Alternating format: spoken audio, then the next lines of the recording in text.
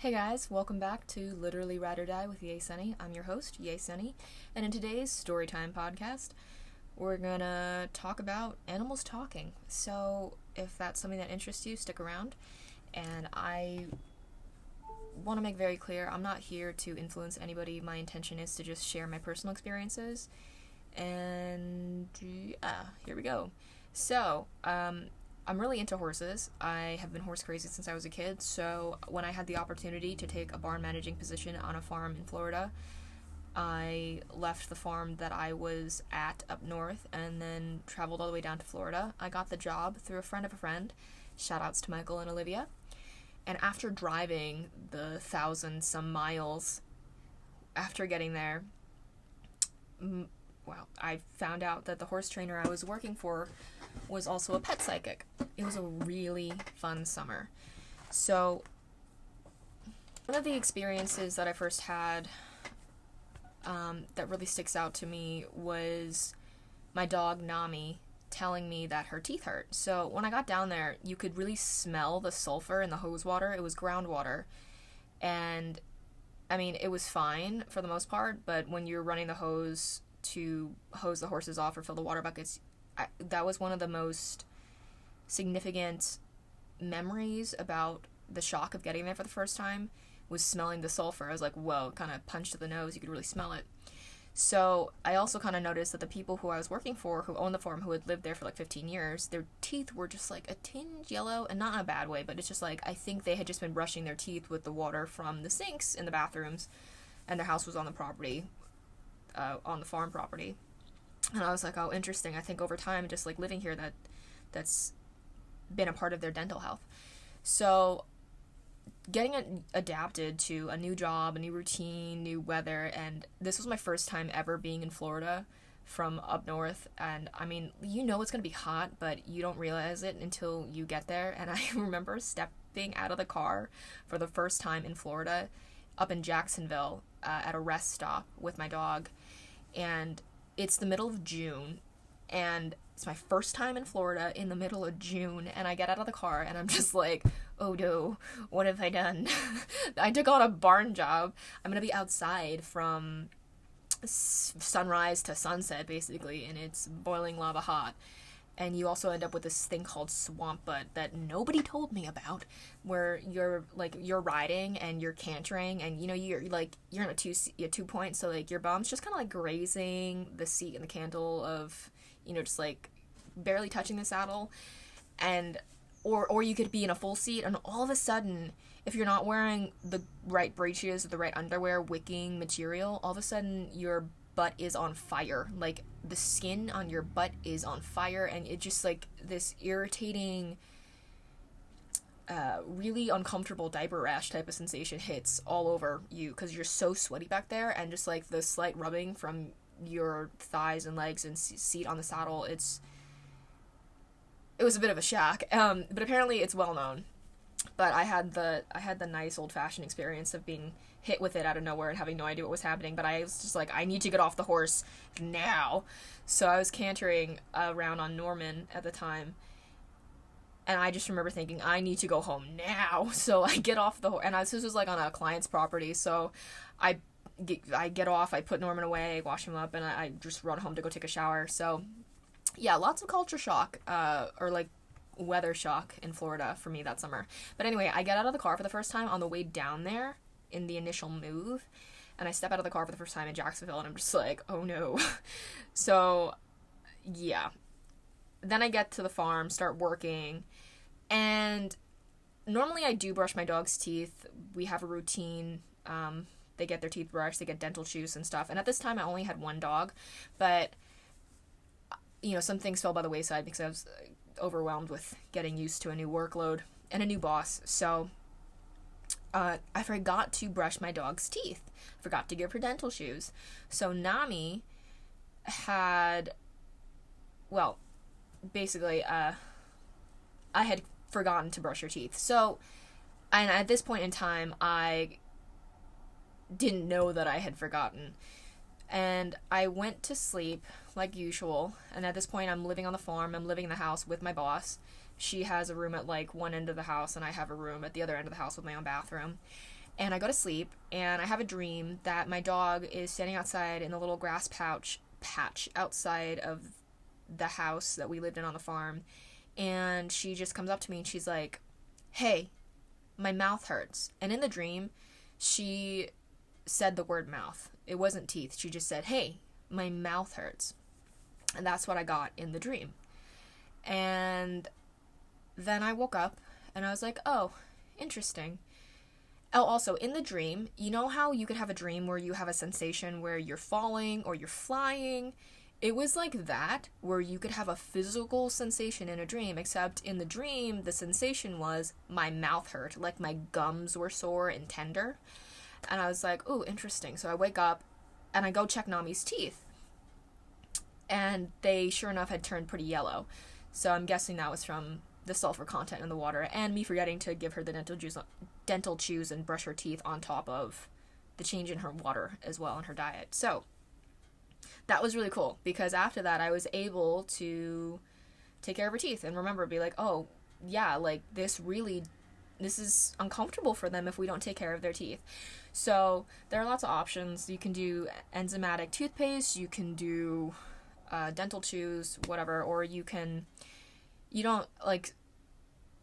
have to use a toothpaste. You could just use like a scrubby. Some vets have said that to me, but I like to use the enzymatic toothpaste because from Verbac and the Verbac dental chews, because Nami really likes those, and I feel like the enzymatic component to them really helps keep the teeth clean. But you also want to do you could use like a scrubby brush with a little silicone nubs, or you could just use your finger if it's too much to try to get that through their mouth. But like just slightly like gently massage their gums. I'm not a vet, I'm not a professional, but you know, this is what I do for my dogs and it works out pretty well. But that was one of the first really, I guess, notable or impactful experiences that I had that made me realize, yeah, this is a thing. This is legit, and this is something that you can be a participant with in your life and the lives of your animals and your animal companions.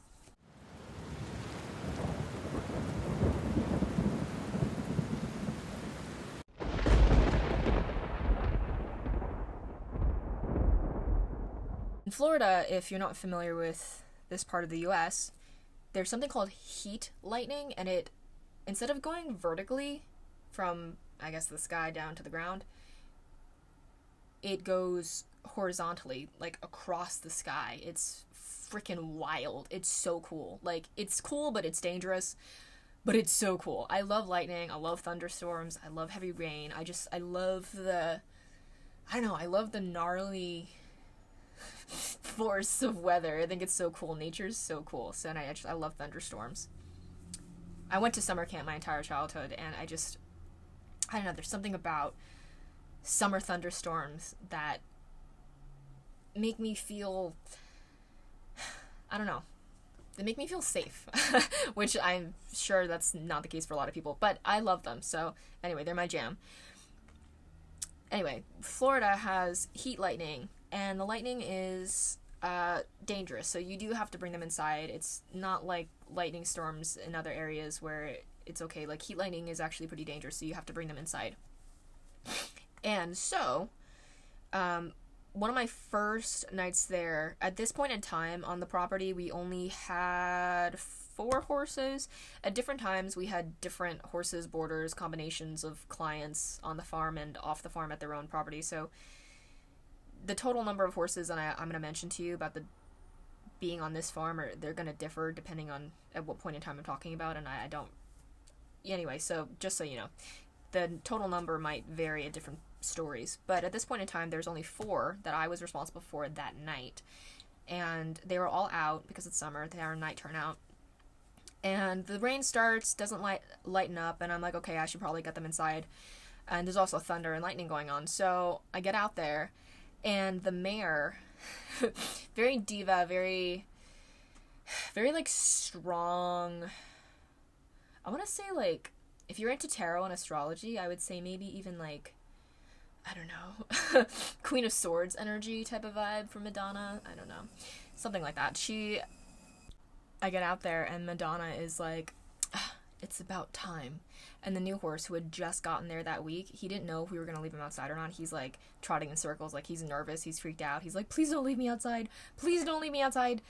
And then the old retired school pony, Impy, just kind of like looks up and then goes back to grazing. He's like, oh, you're here?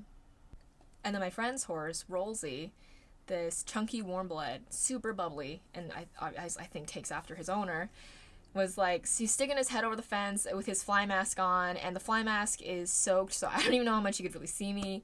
And he was like, wow, what are you doing here? You're never outside at night. Are we having a party? And I'm like, no, Rolsey, we're not having a party. There's heat lighting. I need to get you inside. But it was so funny to see oh my god, the expressiveness of their personalities come forward. It's so cool. And I remember that night so distinctly. It was such a cool night because you see Madonna kind of pacing the fence just a little bit. Not a heavy walk, but just a little bit of a walk with a little bit of a sway in her back end, like, ugh, about time. Levi's freaking out. He's circling and circling, and Rolsey's just standing chill, sticking his nose over the fence, super social, really, really amazed. I was like, wow, you're never outside at night. Hi. And then Impy just kept grazing, barely looked at me, and was like, yeah. So that's another experience I had. Maybe that's not as convincing as the dream one, but I don't care. That one really sticks out to me about feeling the energy. And I also we had limited internet there because Florida, or this part of Florida, their internet plans in this rural area actually charge you more if you use more internet, kind of like a data plan for a cell phone, except it's your Wi-Fi. So that's how the internet worked out there. So the woman I worked for had a very small internet plan, so I really wasn't on my phone that much.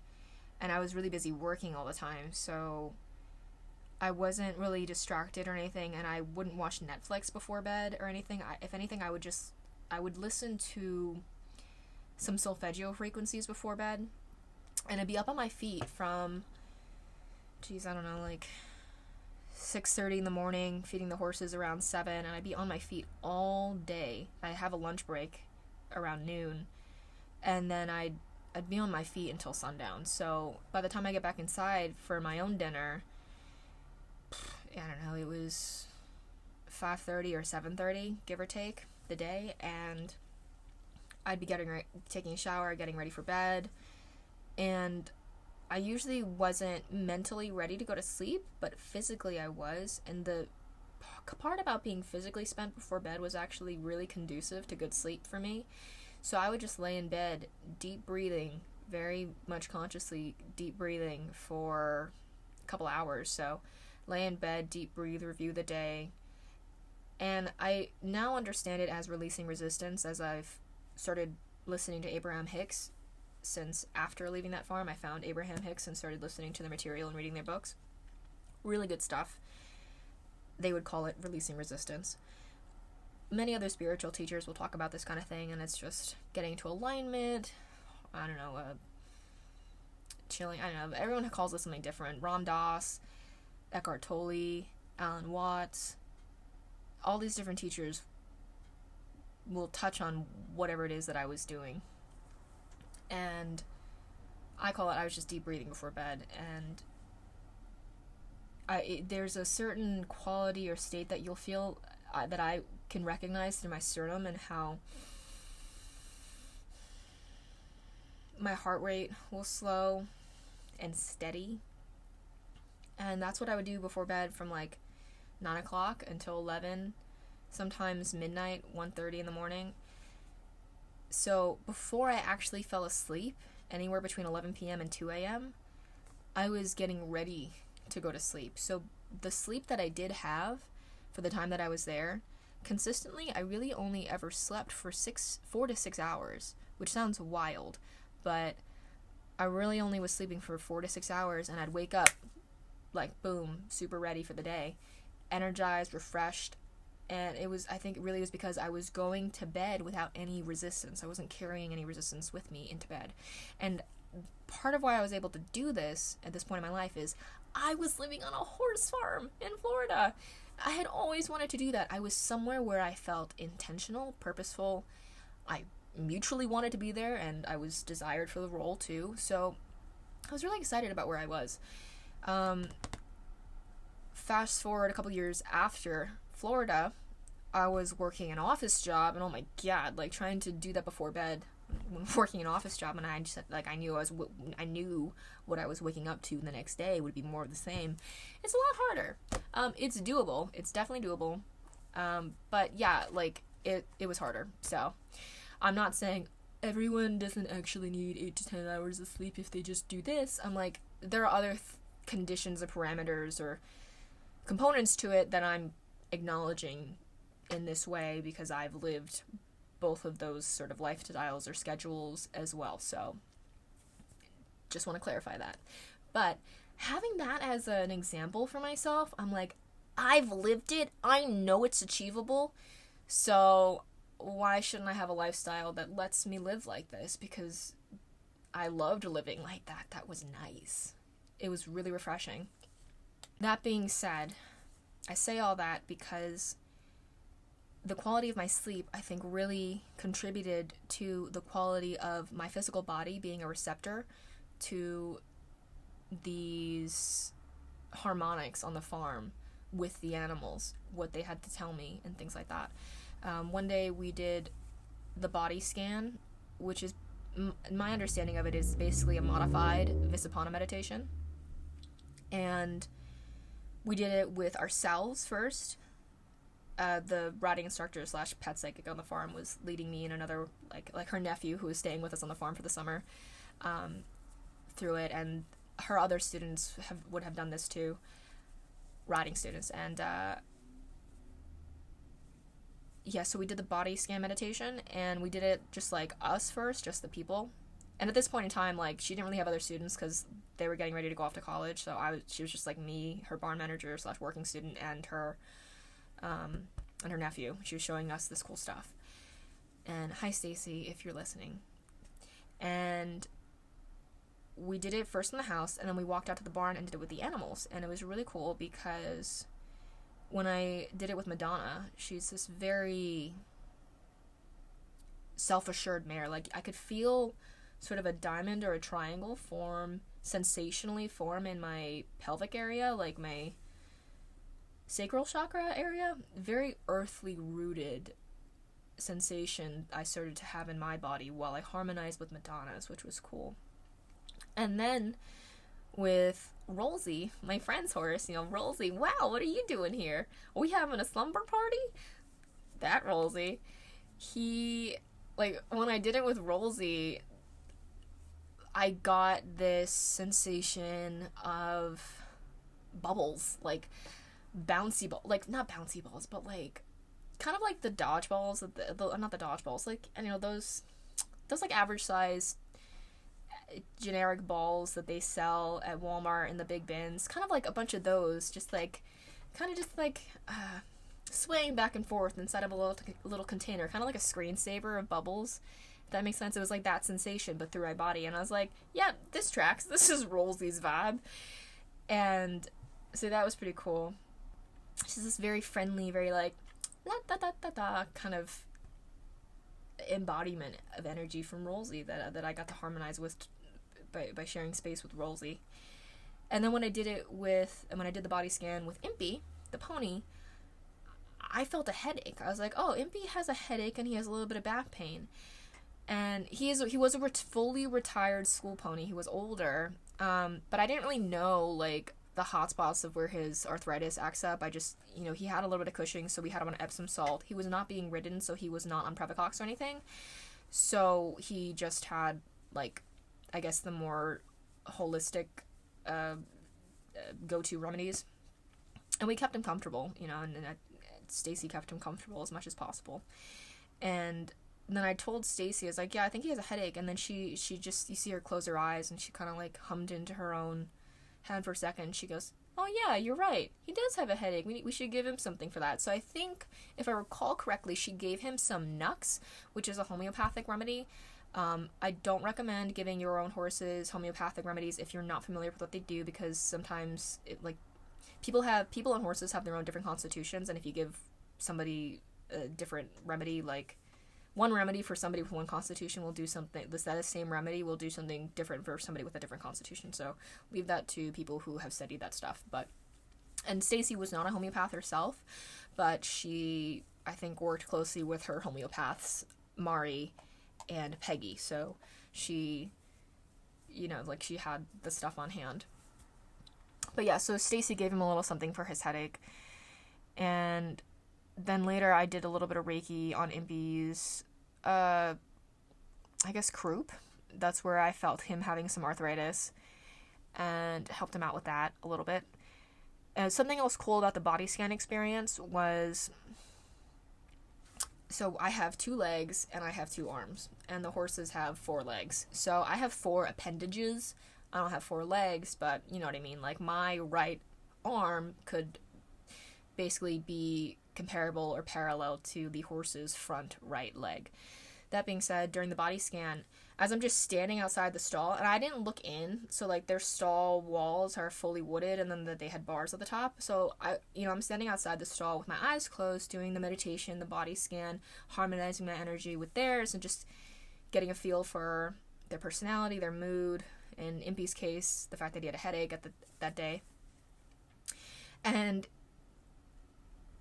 if, for example, Rolsey had his front leg forward, like his front right leg forward, and the weight all on his back left leg, I felt that. I felt the distribution of weight through their bodies, just chilling, standing in their stalls, through my body, just as sensations. And obviously, I was standing on my own 2 feet. I wasn't on 4. I wasn't crawling in the barn aisle, but there is a sensation of, like, emphasis or inflation, kind of like just in my limbs, as far as where their weight was placed in the stall, through my arms and through my legs. And I took note of that. I took note of, like, oh, my weight's more on my left hip, and then my right arm feels more emphasized than my left arm right now. And then I'd look into the stall, and that reflected how they were standing with their feet and where their weight was distributed and the way that they were standing, which was really cool.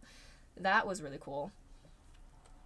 For me, that was a really driving home confirmation of what was happening during the meditation and the body scan experience for me that day. So that was one of the most notable things for me that day. And as far as Stacy agreeing with me that Impy had a headache, I learned so much from being on Stacy's farm and the opportunity to be there, and I forever have a heart, like such a soul connection, friendship with Liv, that I really appreciate, like, everything about that experience.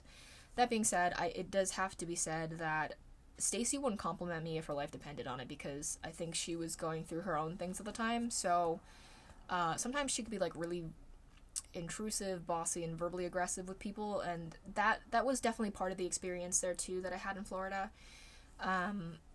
That being said, when Stacy agreed with me that Impy had a headache, I'm like, guys, like, for those of you listening to me for the first time, it's not because, like, it was just, like, convenient for her to be like, oh yes, you're right. Like, Stacy's not the type of person to just agree with people, like, out of friendliness. To give you an idea. So yeah, that's to me, that's another one of the selling points for me, just because of what I understand about this, you know what I mean, like the personalities at play in that event. But again, truly, that summer was so cool. I really love everything about it, and to this day I have a great fondness, and I do love Stacy. I really loved my time there, and really, like, getting to know each other. And we also, I should specify the we there, we being myself, Stacy, Olivia, and Liv's mom, Sue, and Stacy's friend Marsha. We're all very much into we all acknowledge past lives and reincarnation and spirit guides and talking animals and the nature and things like that. And that being said, like, Stacy and I acknowledge that we definitely have a soul connection, or like a soul family type of connection. I'm not going to get too much into that kind of stuff on this channel because this is supposed to be more like horsey stuff, but I am talking about animals talking and having consciousness, so inevitably they're going to overlap. My other channel that's more into that realm is called Sunny Sky Tarot, if you're interested in tarot and astrology and all that type of I guess more of that deep dive. But to get back to Florida, we all have some acknowledgement that we've all been connected at some other time. Like, so it might be weird to say that, oh, I love Stacy and I really do have a fondness for her, despite the general compatibility really not being there after a certain amount of time, and that being discernible, and the working conditions just really not being fair. Like, my lessons were never scheduled and things like that. The classic free labor working student jam. So, like, I did learn how to barn manage. I learned how to do a lot of things. So that's the value of that experience. But when I say anything that's seemingly defamatory in nature about her personality or whatever, like, it's really not intended as that. But it is just to paint the picture of what it was like. So, that being said, while I was there, one of the valuable things that Stacy shared with me was this book that she had called Way of the Horse by Linda Kohanov. So I got a copy for myself when I moved back home after that job, and it's a really cool book. It comes with a set of cards that you can shuffle, and they have numbers on them, and the numbers correspond to different chapters, and the art corresponds to sort of the theme or the inherent message in each chapter. That all being said, let's loop back around to me saying the first slightly not positive traits about Stacy. And now you're like, but yay, Sunny, I thought you said that this horse trainer was also a pet psychic. How could somebody with such a skill and or talent or capacity not be super positive, right? Well, the capacity, or like the gift of gab, the capacity to talk to animals is really cool, but sometimes it could be perceived as a sort of holier than thou type of capacity, when really, if we get ourselves in tune with it, anybody can learn how to do it. Yes, you too. So that's why I went into so much length to describe to you what my sleeping schedule was like and how I really wasn't on my phone or social media or anything like that with the limited internet. It really made a difference on my life, and I had made the very conscious observation of myself and my thoughts, what I was thinking in the moment while I was outside working throughout the day. If I was thinking a cranky thought about like a tiff or a small fight that I was in, like over text message with a friend from home, it really made it harder for me to get through the workday in terms of lifting, moving things, having fluidity of movement, being in my body versus being dissociative. So I had to be very intentional about my thoughts, because my physical capacity of being there equated to whether or not I got my job done for the day. So, in time, because when you're farming, or just working with animals, you have the sunlight. You have to work within the sunlight hours. So that was another motivation for me to deep breathe and make sure that I got good quality sleep before bed. And when you get, for me, in my experience, this part of my life, I experienced really only needing 4 to 6 hours of sleep a night before having a full day ahead of me of physical activity out in Florida summer. So that was my experience regarding releasing resistance before bed to ensure quality sleep. Now, if we go back to me empathizing with a potential question that you listeners may have, how could this horse trainer / pet psychic be anything but super positive when they have this capacity? Well, something actually really cool that Stacy showed me while I was there is this book that she has called Way of the Horse, and I got myself a copy when I moved back home. And it comes with a set of cards where the the cards are all numbered, and the numbers correspond to chapters, and the art on each card corresponds to the theme or the inherent message in each chapter. So you can pick a chapter but with the book, or you could pick a chapter with the cards and the art. It's really cool. Amazon has it, maybe other bookstores have it. It's called Way of the Horse by Linda Kohanov. Kohanov is Kohanov. And if we go to chapter 30 on page 171, it's called Intuition. So I'm going to jump from 171, skipping 172, and I'm going to go into the middle of 173. This is really cool. So the author, Linda, is just speaking in first person. And here she says, even the best psychics and animal communicators must continually do their own personal work. Feelings and images coming from clients trigger sometimes subconscious memories of past relationships or traumas in the professional. This is not a sign of ineptitude. It happens to psychotherapists so often that they have a special word for it: countertransference. Some immensely talented psychics can give you startlingly accurate information about your life, your family, or your animals over the phone through non-local mind-to-mind exchanges. Yet, if their egos become inflated by success, these people become incredibly dangerous. As long as you worship their talents, they'll shower love on you like the benevolent guru they believe themselves to be. The moment you question their authority, and heaven forbid you should bring up projection and transference, see card 28 or chapter 28, page 157. They'll attack you with the repressed rage they long ago rejected in themselves. I've received dozens of letters and phone calls from people who've been treated this way by highly talented animal communicators, and the results are devastating. These intuitives are not evil, they are not insane. They've merely succumbed to a pitfall we all face in developing intuition. Since visionary faculties are traditionally seen as supernatural, the ego feels superhuman when, quote, the gift awakens. So actually that started at the end of page 172 and then went on to 173 if you're following along. So yeah, when I say that animal communication capacity is sometimes seen as a holier thou type of skill, that's exactly what I'm talking about.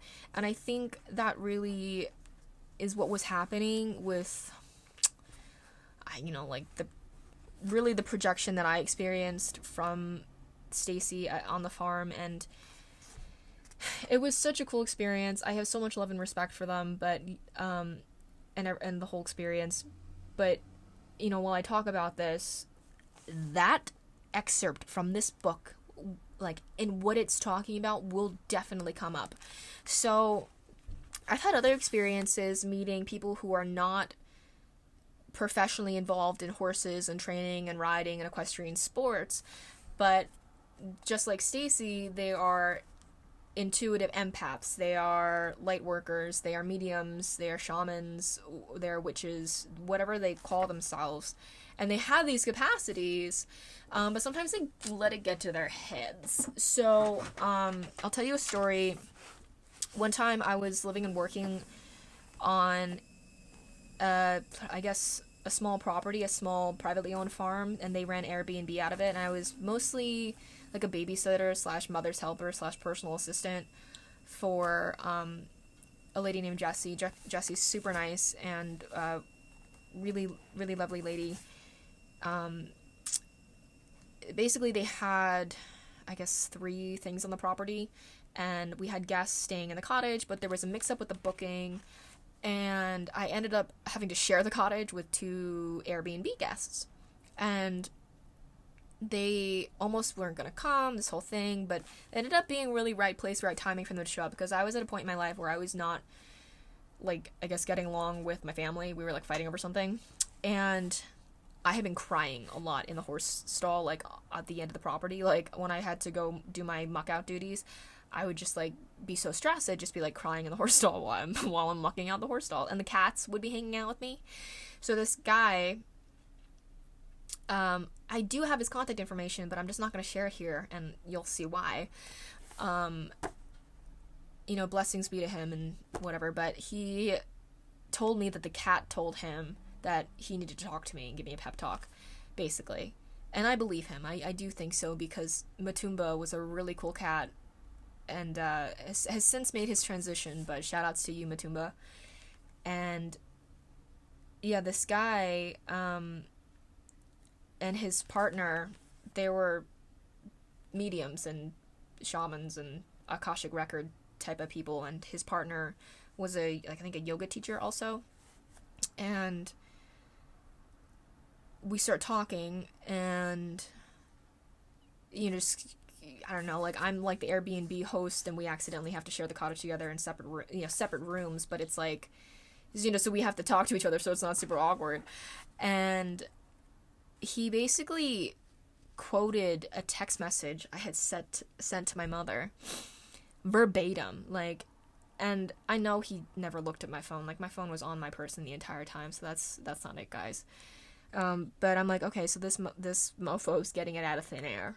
But not just thin air, you know what I mean? Like, he's getting it from the air, he's getting it from the energy, he's getting it from, like, the currents of energy of what's going on to help, give me some insight to help me out with this. And it was very helpful. The fact that he has that capacity and I could see somebody live with that capacity was really cool. I'm not totally... And at this point in my life, this is right before I went to Florida. This was like, I don't know, 6-10 months before I took the job in Florida. So I wasn't, like, totally new to this type of stuff.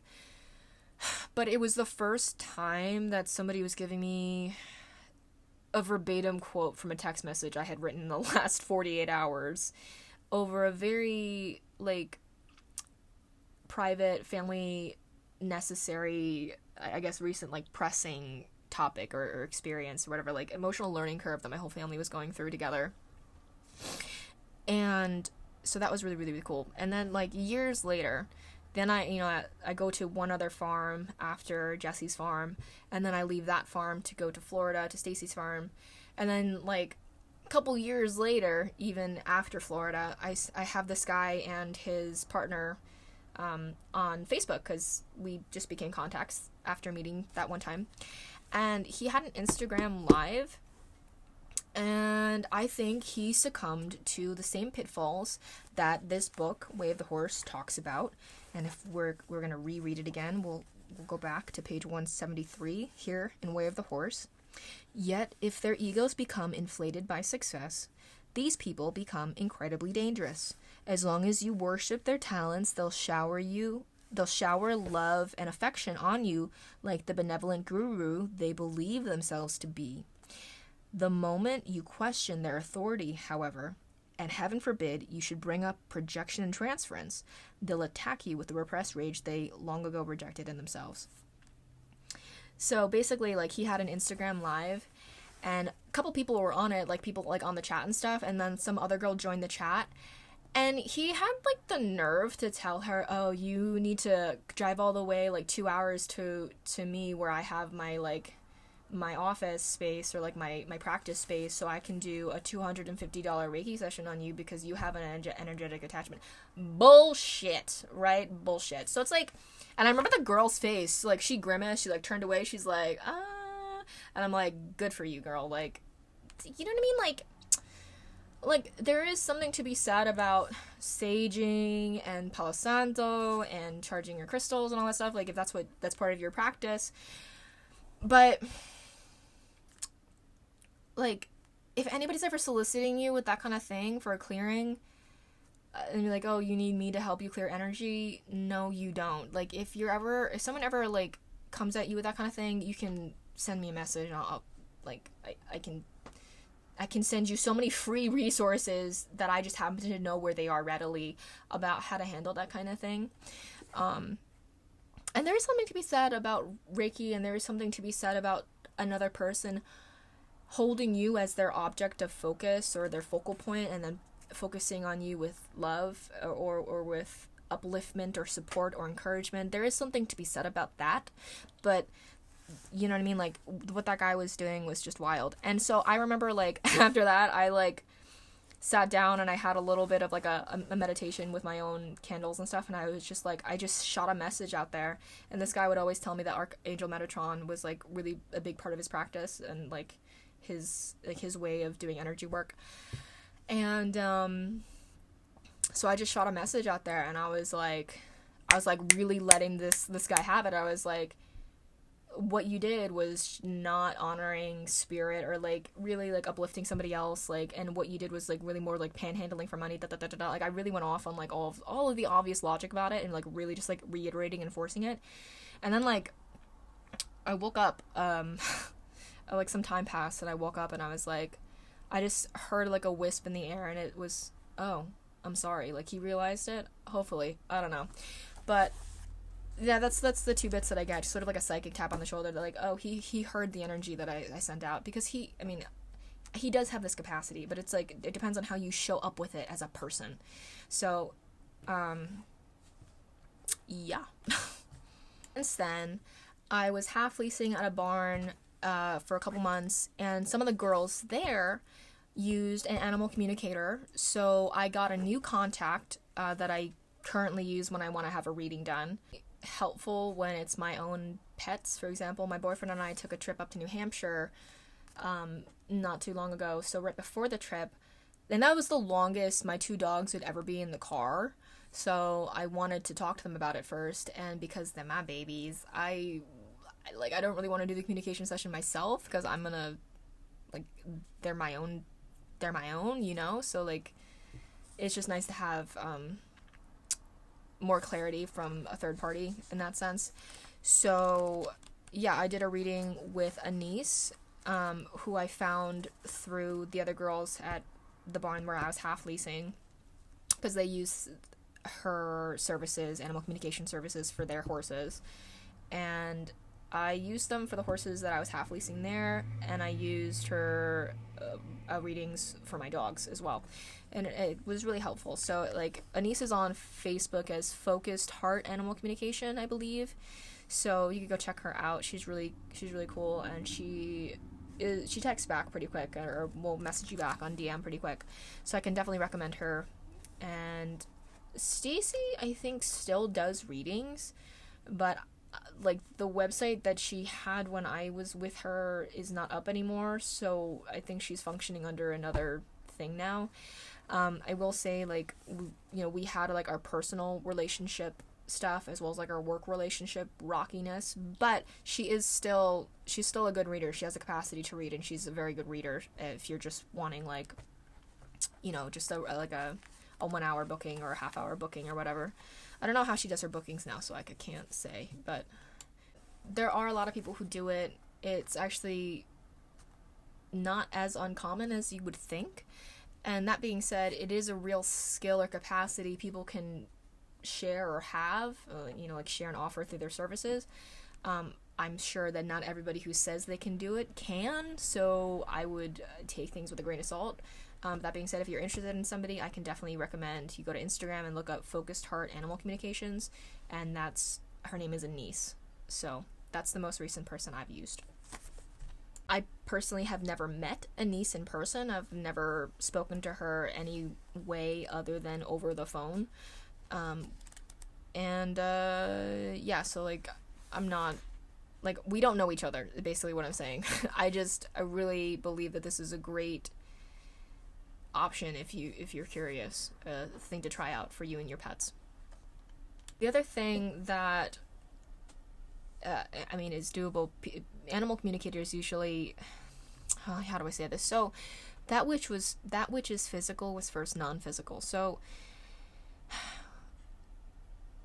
death is a big shock, but the consciousness of somebody passed on hasn't really gone anywhere. So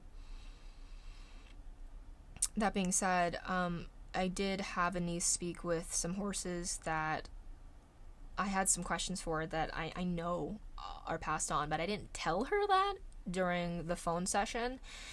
I just said, there was this chestnut mare that I rode when I was in high school, and or like whatever. I just asked about them. I didn't even specify time, but I didn't tell her that I know that they're definitely dead now. But yeah, she just talked to them for me, and she answered some questions. And I don't that's the thing, like, I don't know if all readers know that, or if all readers have the same approach to those types of readings, so I think it's interesting if I don't tell them sometimes while I'm booking, like, if this animal's still alive or not, and then see what I get, because I think it's more interesting that way. The most recent booking that I did with a niece, I was asking about, I got the Wheezy pee pad, like a reusable wee pad for my dogs, and only one of them was using it. They weren't really using it. It comes with like this rubber mat on the top of the tray. You could go Google a picture for it, but basically they weren't really using it. And so I called her and I was like, can you help me like understand if they like this, don't like this, if there's something I can do to get them to use it? And sure enough, the dog that is not using it, she basically said, and as a niece relayed, the words were, well, isn't the point to go outside at the end of the day anyway? And they're kind of saying, like, my dogs were saying, well, we don't really do change. I know you think we do, but we don't really do change, and we don't like the way that we don't like the way it feels on our feet. And they were talking about the rubber mat. So I removed the rubber mat, and then I put only the wee pads on the trays, and basically the tray and the little bladder bag at the bottom of the tray, and the drainage thing could, like, collect any spillage or overflow from the wee pad. Dudes, I don't know, like, I thought the Wheezy was gonna fix my life, but, yeah, my dogs don't like it, so I tried to have a niece talk to them to, like, for me to get more information, because I had all this angst over, like, why aren't you using the Wheezy pad? But, like, I don't know, they don't really like it, unless I have, like, newspaper, or, the regular wee pads, the disposable ones in the first place, on the Wheezy tray. So, that's... Yeah, so my point is, like, sometimes maybe you're not going to get the results that you're looking for just from the information that they have, because animals are willful. Animals have their own free will. So, another example would be my little dog Phineas. He's a Tibetan Spaniel. If you Google the breed characteristics of Tibetan Spaniel, it's like willful, aloof, playful, independent, happy. I'm like, yep, that sums it up. They were bred to keep the monks company on the monasteries in Tibet, and bark when visitors or intruders showed up at the monasteries, temples, and hunt mice. And that's exactly Phineas's personality. And he's my first boy dog that I've ever had. I had two others, but they were bigger, and I didn't like. They were different. But Phineas is the first boy dog that I've kept long term, and that's small that I've ever had. And he, oh my god, he lifts his leg.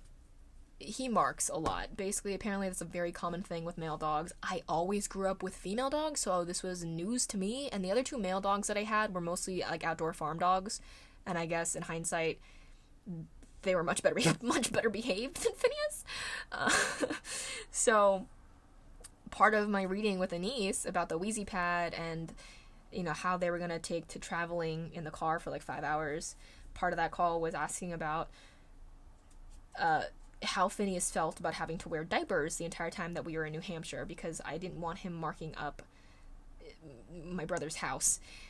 And a niece, her words that she relayed in the communication reading was, oh, he's funny, because he says, do what you have to do, and I'm gonna do what I have to do.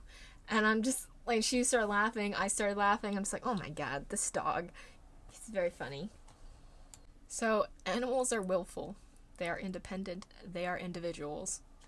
Something else I learned from Stacy is, say a horse has a sarcoid, or say a horse has a tumor, or say a horse has some type of physical ailment or something. Like, horses aren't really going to know what that is. You know, they don't really have a reference point for that stuff. So, a horse could have... I don't know, say a horse could have, I don't know, say a horse could have kissing spine. They're probably not going to know what dorsal, whatever that is. They're not going to know what kissing spine is. But the horse could tell you, yeah, this hurts, or yeah, my back hurts, or yeah, it hurts when you do that thing, or whatever. Like, they might be able to explain. It's kind of like if you're speaking a second language and you don't know the exact words for something, but you can give context, or you can use other words to communicate what's happening. That's kind of the gist of it. Like, Stacy would always remind me that a horse maybe doesn't know that they have Cushing's disease. They just can tell you, yeah, this is ouchy when I trot, or something like that. And something else Stacy would always say was, domesticated animals are more, and Abraham Hicks will say this too, that domesticated animals are more in harmonized to us. So they're more so individualized like us, like humans be, like we humans be. But when you talk to an eagle flying out, soaring free, every eagle that you talk to is connected to all the eagles. And one hawk is connected to all the hawks. There's a really, really cool John Denver lyric from the song The Eagle and the Hawk, and it goes, I am the eagle, I live in high country, in rocky cathedrals that reach to the sky. I am the hawk, there's blood on my feathers, but time is still turning, they soon will be dry. And all those who see me, and all who believe in me, share in my freedom I feel when I fly. And I love that song because I feel it when I see eagles and hawks fly, and herons too. So, after seeing an eagle fly for the first time close up when I was on that farm, talking with Liv outside the barn, I felt what Stacy was always telling me about how when you talk to the wild animals, you talk to the whole of them, you talk to the collective consciousness, and more so than when you talk to your domesticated pets.